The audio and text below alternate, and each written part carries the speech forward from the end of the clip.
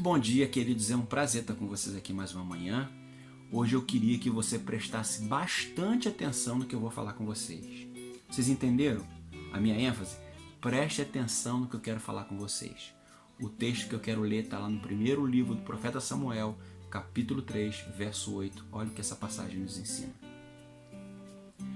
Aí o Senhor chamou Samuel pela terceira vez. Ele se levantou, foi onde ele estava e disse: O Senhor me chamou? Estou aqui.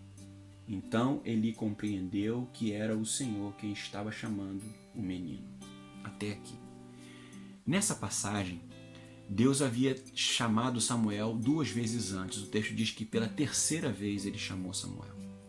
E o texto diz que, embora Deus estivesse tentando falar com Samuel, Samuel não estava conseguindo perceber que aquela voz era a voz de Deus. E Eli, que era o sacerdote, disse para Samuel: Samuel, na verdade, quero dizer para você uma coisa, quem está falando com você, quem está tentando falar com você é Deus. Quando você ouvir essa voz de novo, você diz para ele: Fala, Senhor, que teu servo ouve. E assim aconteceu, e Deus então falou com Samuel uma série de coisas que ele precisava saber.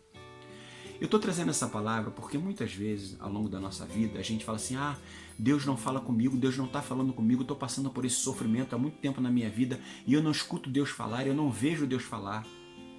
Deus fala com a gente, o problema não é Deus falar, o problema é a gente discernir a voz de Deus.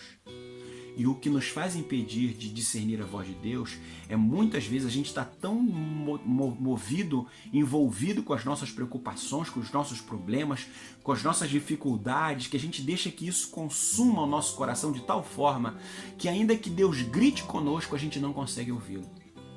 Se você quer ouvir a voz de Deus, você precisa ler a palavra de Deus. Se você quer ouvir a voz de Deus, você precisa separar tempo para estar orando e falando com o Senhor. Eu expandi esses vídeos devocionais que eu tenho feito para um grupo de pessoas maior, e sabe que eu recebi de algumas pessoas: olha, eu queria te agradecer pelos seus vídeos, mas infelizmente eu não tenho tempo de ouvir. Eu ouvi isso por um grupo de pessoas que me disseram que não tinha tempo de assistir um vídeo de 2, 3 minutos. E eu fico pensando assim, se a gente não consegue ouvir uma mensagem, uma devocional de 3 minutos no nosso dia, como a gente espera ouvir a voz de Deus?